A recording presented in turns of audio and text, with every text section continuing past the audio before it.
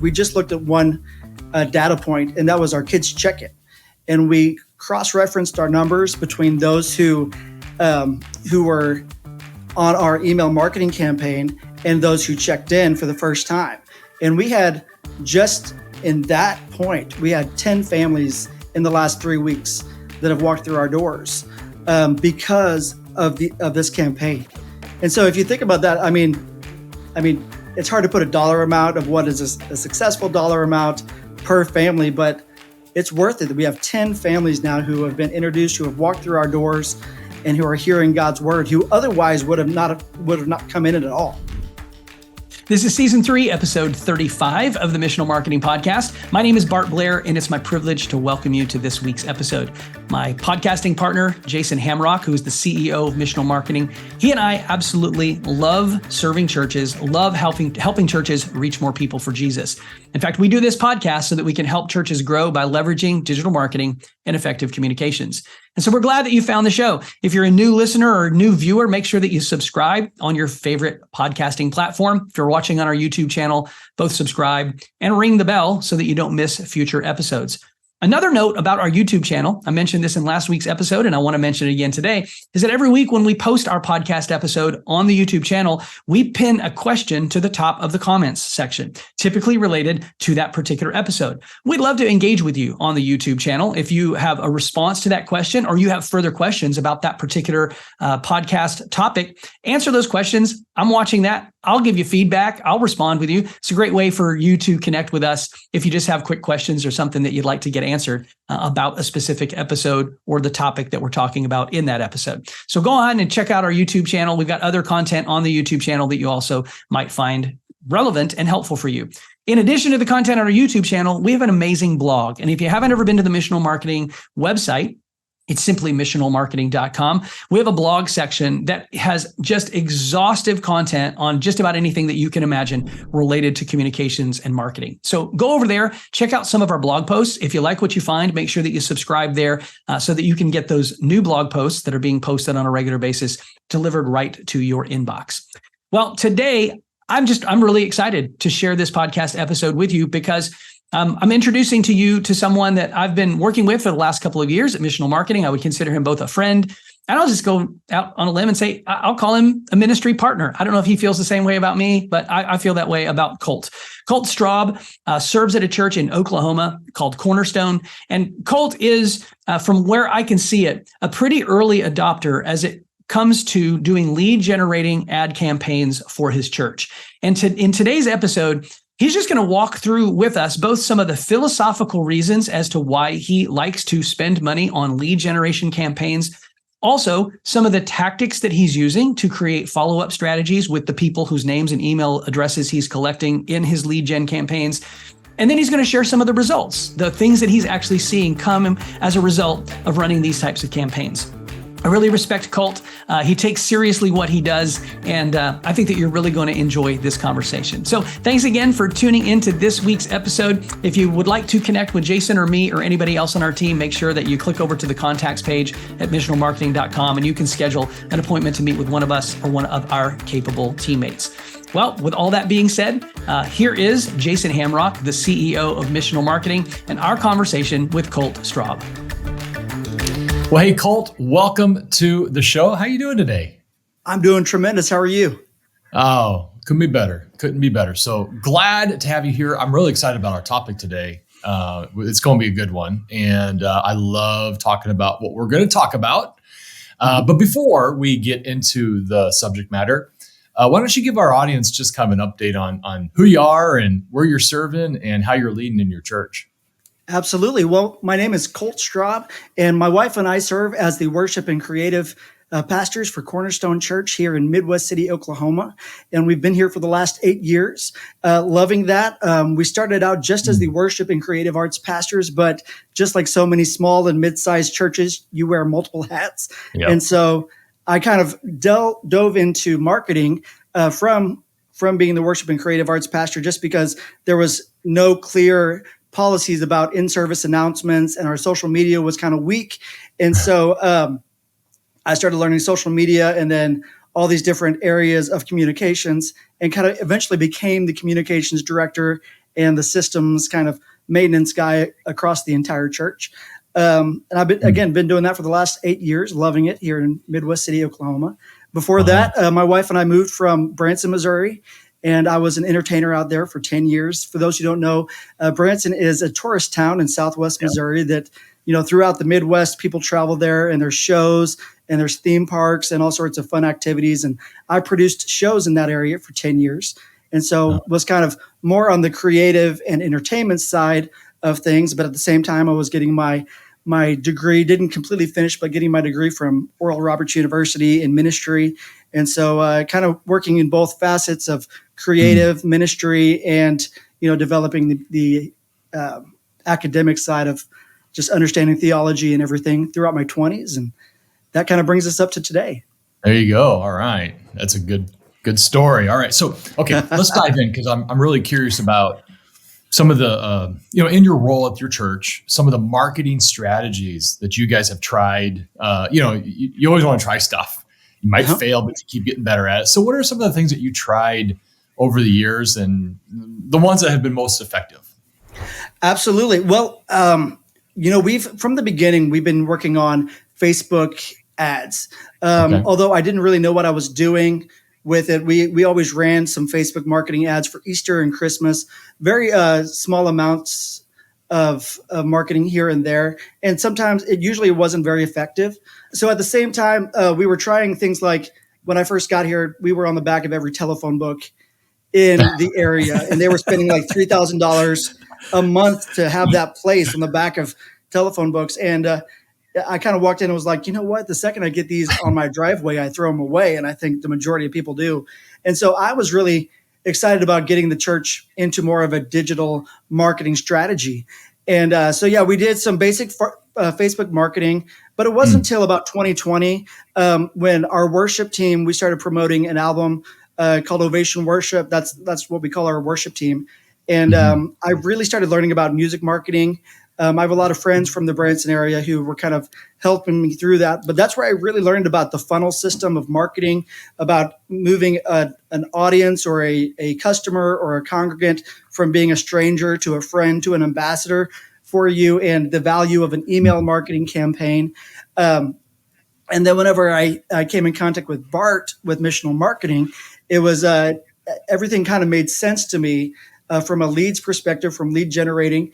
And we've been working with you guys since, I believe it was August of 2021. And since then, we've seen our digital numbers just go up and up every single time we do one of our campaigns.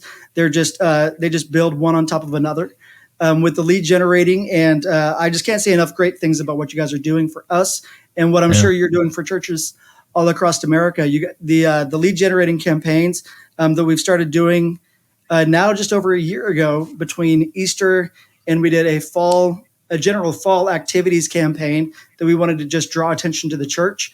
And then we did a major one at Christmas. And then we've recently just finished doing two. One for our church just moved from doing 2 services a Sunday to 3. So we did a massive marketing campaign with that. And also with Easter that we just finished. All of those were lead generating campaigns, and also campaigns that promoted, visit our website, visit our church. We want to invite you to come be a part of what we're doing.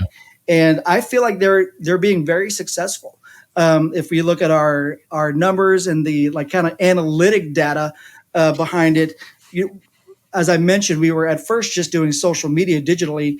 And with social media, it's like 3 to 5% of the people who you want to see your ads or your posts are actually seeing it. Only 3 to 5%. With the lead generation, we've been able to build up an email campaign and an email list that now is like 360 people who are cold, who would have otherwise been a cold audience, who are now receiving our emails. And every time we send out an email, those get like a 30 to 35% open rate, which is obviously significantly better than social media.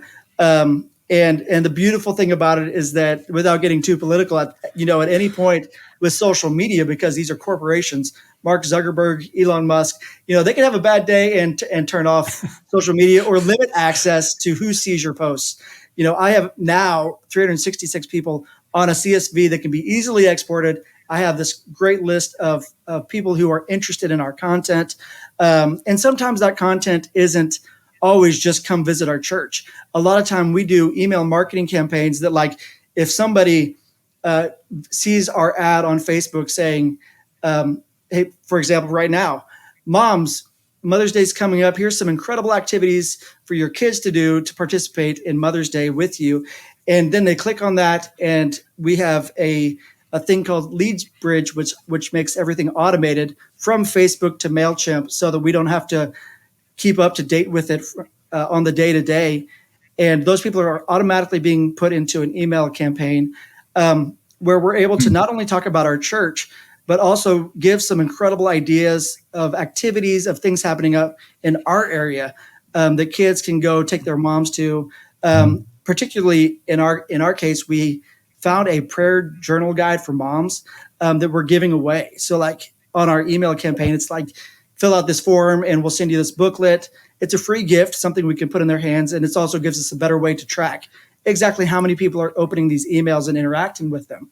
Yeah, and then so we also, I'm sorry. Let me ask you real quick. You mentioned leads, and some of our people might be going, what are you talking about leads? How are you gaining leads? So kind of take a second and explain to the audience what you mean by that. What's a lead and how did that happen?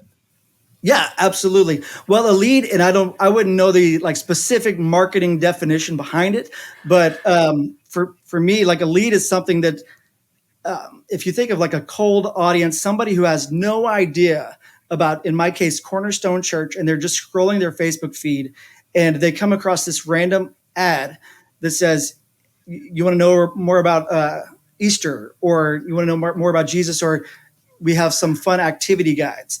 There's some great ways to spend time with your family this spring, this fall, this Christmas, this Easter, whatever season it is. And that cold audience that has no idea who you are now engaged in your content. And so then I consider that what's called a lead. So then we can follow up with those people, give them specific content, be it gated content or open content, so that they can find out more about our church. It's just another way to reach people who otherwise would have no idea who you are. Yeah, it's really cool because, I think Facebook's really about the only ones doing this, although I think Google's kind of coming up with this. But I love that, right? You can show an ad, somebody clicks on it, and then they literally have to just click a couple of times because their full name and email from their Facebook profile is already populated. And so they just click, and they land on your website, right? To get that kit or whatever it is they're offering. They're now on your website. But over in Facebook, we've generated their name and their email, right? And that's what you're talking about. Absolutely. Okay. And the beautiful thing is, I'm sorry. No, go ahead. I was just going to say the beautiful thing is that we can generate a landing page when they click to get that content. And on the landing page, not only do they immediately get that content, but directly beneath that button, there's information about our church, about our services. And so we can put the information right in front of them even before they have to get into the email campaign. Yeah, I love that. Okay, so that's pretty cool. We're using Facebook to generate these semi-warm leads, right? They're like, "Oh, I'll take that free Easter kit, right, or whatever it is you're doing, Mom's Day kit." Now you've got this name and email. What have you been doing with those emails to try and cultivate? And have you seen any results where people actually? The whole point of this is that we want to make Jesus famous, but we really want people to show up to church. So absolutely. Tell me a little bit about what that's looked like. Okay. Well, we actually just ran the numbers. And, when we do our lead generating campaign, say if we've got estimated $100, we usually put about $40 of that towards lead generation versus $60 of standard promotion. And just using 40% of what we've done, I think we've invested in the last 3 months about $1,000 in our lead generation campaigns. And we did the numbers, and without even being able to see every single person who walked through the doors, we just looked at one data point, and that was our kids check it. And we cross-referenced our numbers between those who were on our email marketing campaign and those who checked in for the first time. And we had just in that point, we had 10 families in the last 3 weeks that have walked through our doors because of this campaign. And so if you think about that, I mean, it's hard to put a dollar amount of what is a successful dollar amount per family, but it's worth it. We have 10 families now who have been introduced, who have walked through our doors, and who are hearing God's word, who otherwise would have not come in it at all. That's okay. I love this. Okay, I know we're not in it for money, but it takes money to run a church, and we're definitely in it to help them connect with Jesus. So absolutely, praise God for that. But that's amazing. You invested $1,000. You got at least that you were tracking 10 families to show up to church. And I bet if you crunch the numbers, and this is for our audience, if you figured out your overall church giving over the course of a year and you divided that by the number of giving units, you're going to come up with a number. And that might be, most churches by $1,500. The average family gives about $1,500 a year. Again, we're not in this for money, but you just have to do the math here. So what you're saying is you spend $1,000 and got 10 families to show up. Now that's pretty amazing because some of those families are going to stick, right? And they're going to make Cornerstone their home church. And so that ROI is priceless. Not only just from the money standpoint aside, but just from the fact that these people maybe didn't know Jesus, and now they're coming to church. How amazing is that? That's exciting. That's really cool stuff. Let me jump in here for a second because we have run bazillions of ad campaigns for thousands of churches. And the question that we always get asked over and over again is, well, if I spend this amount of money and I get this much traffic to my website, how many people can I expect to show up on Sunday? And what I want to highlight, and what I want you to kind of dive into a little bit here, Colt, is that it was not the ad that got people through the door. It was not even the piece of content that they downloaded, the activity kit or whatever resource it was that you were providing them that got them through the door. It was your follow-up that probably got them through the door. It's nurturing the relationship, right? I call those email campaigns. You're plugging people into these journeys. You're using MailChimp, right? So you're using journeys, and maybe in here just a second, I can get you to explain what that looks like, how many emails are going out, how often you're sending emails, what kind of content you're including in those. You've already highlighted that a little bit, but this is what Jason and I are emphasizing all the time. It's not the ad. And it's not necessarily the piece of content. It's the follow-up that genuinely makes the difference because you have an opportunity to build relationship with someone before they've ever actually had an opportunity to walk through your door on a Sunday morning. So talk to us a little bit about your follow-up strategy. Have there been things that you have specifically noted that maybe have worked better than others, or just give us an overview of how the follow-up actually works? Absolutely. Well, particularly with the most recent campaign, and typically we have like between 3 and 5 emails on a journey through MailChimp. And so, as I mentioned, Facebook automatically gives us the information, and then we use a third-party software to upload that to MailChimp. So we're not having to do anything to get these people started on the journey. They get 3 to 5 emails, and typically I try to start from the outside in. So I want to give them content that connects directly to their family first. If it's about mothers, I want to give them, as I mentioned, maybe a prayer guide, something I can put in their hands. We also, if you know what Right Now Media is, our church pays for everybody who comes to our church to have access to Right Now Media, which is like a streaming platform for Bible studies. And we offer a free access to that, and parents can get on there and their kids can watch VeggieTales or all sorts of great Christian cartoons and entertainment. And so we offer a free sign up for that in that email. So we're trying to give them things to help their family, to help them better experience life together as a family and grow towards Christ. And then as we get further down the list, like with the second email, particularly with our Mother's Day campaign, we have 3 emails. So the first one, we want to get something into their hand. We want to find ways to connect with them. With many of our other campaigns, that's the one where I've said, it's springtime. Here's some of the incredible events that you can take your family to. Maybe we have like car shows. Maybe there's some sort of big fall festival down in Oklahoma City. So we want to talk about our community, talk about ways that you can engage with your family, and just ways that outside of just spreading the gospel, ways that people can be better fathers, better mothers, and just have fun experiences making memories with their families. Because that's really what they clicked on when they wanted the activity guide. So we want to give them more of that to begin with. And at the bottom, we say, and by the way, we want to invite you to our church. And then like our second email, which might be going out 5 days later, 5 to 6 days later. The second one is one where we still give them some of that family activity, but we give them a lot more information about our church, particularly about our kids ministry, about our youth ministry, about ways their family can get involved. And then by the third one, in this case, we give them specific information about, we want to invite you back to our Mother's Day service. This is what we're doing. We're talking about, X, Y, and Z. And so it gives them a very specific directive and instructions on you can click this button to find out more about how to get involved, how to pre-register your kids to have the best experience. This is who we are as Cornerstone. Come be a part of what we're doing. Wow. Now, so I love that funnel, and that's what we're talking about here. It's a funnel, right? And so you don't want to be shy of, inviting people to church, but I think your strategy is spot on. You don't want that to be the very first thing because, hey, they didn't really show interest to come to your church. They're just downloading something of value for them, right? And so you've reached them where they are, but you sort of cultivated them to set that stage to invite them to something at the church. What's been your unsubscribe rate? Do you know what that is? Let me see here. Right now we have 360 people on our list, or 360 people throughout the last 5 funnels that we've done.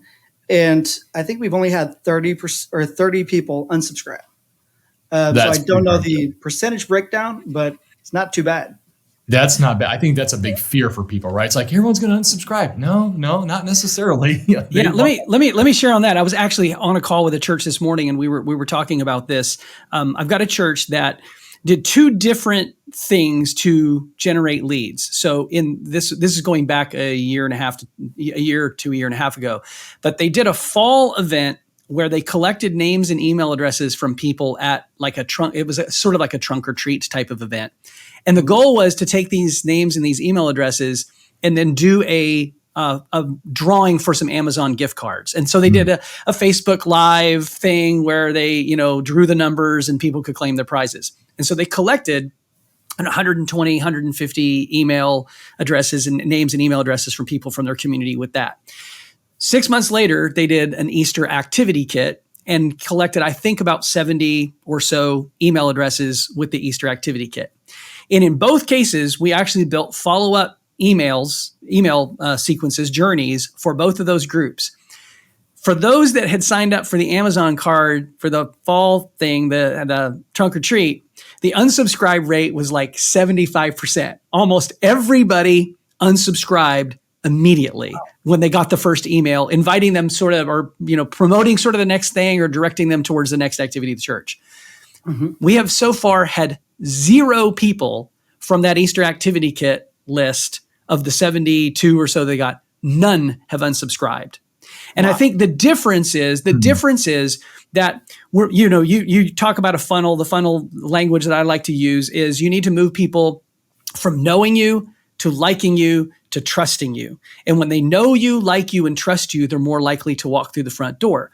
And I think that the people who downloaded the Easter activity kit, not only was it a moment of knowledge, I now know you, I didn't know you before, now I know you, but you've also given me something that is of value to my family. And so I like you. I know you and I like you. And since I know you and I like you, and you're actually offering me other resources and other things that might be helpful for me and my family, I'm going to stay on your list. And hopefully eventually that knowledge moves towards trust, because you've demonstrated that you're actually here to help me, to serve me, to provide me something, not just get me to your church, right? You're not asking me for money. You're not asking me, it's not, okay, exchange this, now come to church. Exchange this, now come to church. We really do want to resource you. We're going to provide you for some parenting resources, some books you might read, or some blog posts that might be of interest, or activities in the community that you can do with your family. So I love your strategy there. And I would say that, in this particular case that I was looking at, that was the biggest difference in those 2 campaigns, is that one was simply, hey, give us your name and email address for a drawing, which a lot of churches do. And I don't think there's anything wrong with doing that. Right. But when you're actually exchanging that name and that email address on day 1 for something that has perceived value, value to it, they're more likely to stay on your email list. Absolutely. And we've tried that too.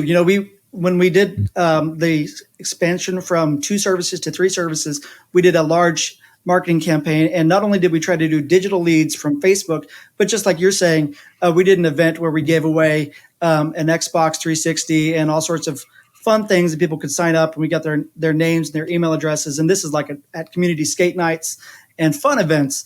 And we got some great names. I think that a very large percent of those 30 people who have unsubscribed did come from that event because they were trying to get a tangible thing at that moment. And the second they got their email, they unsubscribed. I think what you're saying is something of value, right? And it's not like you're looking for a free thing and you're going to run, but if you put something in their hands that helps them with life, you've just built a little bit of knowing and trust, right? Absolutely. Versus, get a free Xbox kind of thing. It's like, I don't really, there's no relationship building at that point, right? Absolutely. And when you give them that sort of content, as you said, they feel like they know you, like you care about them, like you're not just trying to get them to a church so that they can start tithing. As you said, you actually want to resource them with material that can be a blessing to their family. Yeah, it's huge. I love Cool. that. Let me ask you another question. So what we're doing here in terms of marketing is a little bit unconventional. You're using for the majority, you're using content that Missional Marketing has created, and so these Christmas kits, activity kits, Mother's Day kits, they're not spiritual in nature. There is some spiritual content in them, but for the most part, they're designed to be able to go into any family's hand, whether they have a faith or not, and be utilized. How have you communicated with your leadership team about the type of advertising that you're doing and the marketing you're doing? And what kind of conversations have you had with your leaders? Have they just trusted you, blindly to go and do what they've given you money and say, Colt, go do whatever you want to do? What kind of conversations have you had internally with your leaders and the other staff in your church? Well, they very much do trust me, but it took some time. Our first campaign that we did, it was a very small campaign. I think our first funnel marketing campaign was for promoting a Revelation series over a year and a half ago.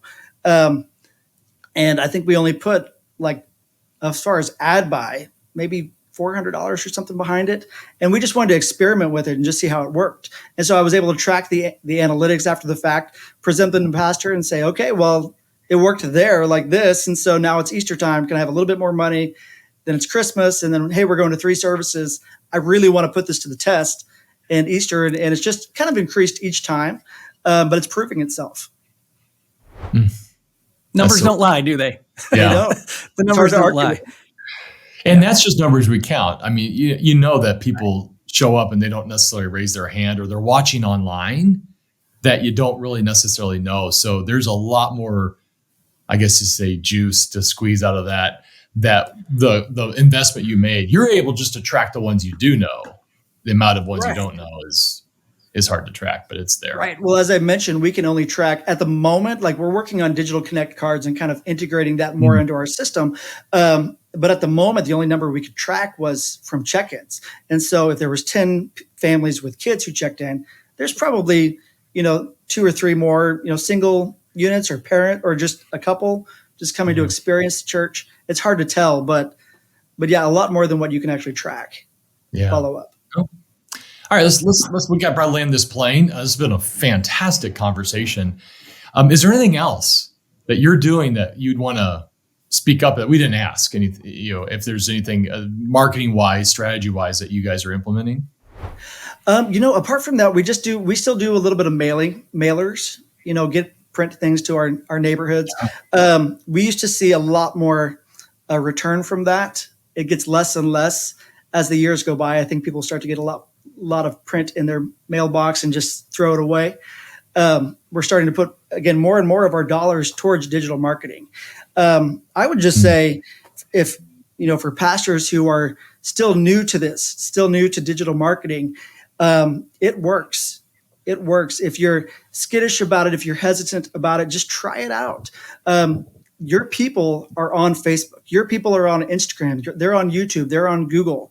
And we want them to be able to see your church front and center wherever they are. This is the marketplace.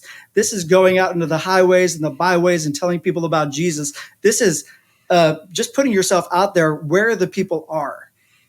And it's a way that you can actually track. It's not just putting something on a billboard that maybe a lot of people look at and maybe they'll follow up. We are putting it right in front of them, and we can track who's looking at it, and we can put them in an email campaign where we can give them a direct invitation to the church, direct follow-up actions. I mean, it's an incredible way to tell people about the good news of Jesus, and particularly about what is happening in your church. Yeah. Awesome. Colt, the big part of the reason, you and I have been working together for a little over a year and a half or two and a half years. Yeah, it's been almost, whatever it's been. It feels like I've known you for a really long time. And by the way, for those of you who are watching on YouTube, you realize as you look at these three faces that one of them is not like the other, right? That's true. Bearded, bald, and beautiful, and Jason doesn't fit into that category. But one of the reasons I thought it was important to get you onto the show is because you are taking a very holistic approach to the lead generating marketing campaigns. We honestly, I'm not calling out any of my dear friends at any of the other churches that we get to work with, but we're generating lots and lots of leads for lots and lots of churches. I had a call with a church yesterday who literally said, "Oh yeah, I forgot that those leads were in there." And I'm like, that was the whole point. The whole point of the campaign was to generate the leads. And so, missional marketing, Jason and I have been singing this song for the better part of the last couple of years, which is, real connections with real people in your community, a name and an email address attached. And that's somebody that you can start doing ministry with. And I think our own perspective on it has matured, and we've, streamlined a lot of the language that we're using and the way that we're doing it.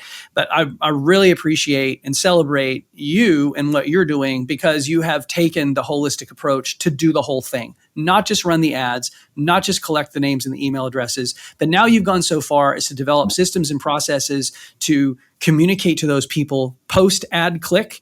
And now you're actually able to even track who's showing up at your services on Sunday morning.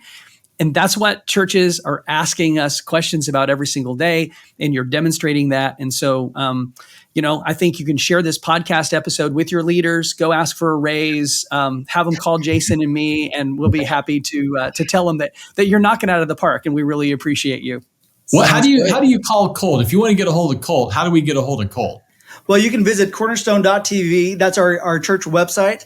I don't know if you guys want me to give my personal email address, but you can always contact me through the church website of cornerstone.tv. It's totally up to you. If I tell you what, if you want people to have your personal email address or phone number or whatever, we can put it in the show notes and people can connect with it there, or they can just go to the church website. I'm sure there's a form or a way that they can contact you. But I'm confident that somebody out there has some questions and needs a little coaching. And I'm not offering, your services to everyone in the world for free, but hey, that's actually just what happened. So sorry if you get inundated with phone calls and emails with people needing your help. But again, appreciate you. Thanks so much for hanging out with us and being on the show today. Absolutely. It's my pleasure. Thank you.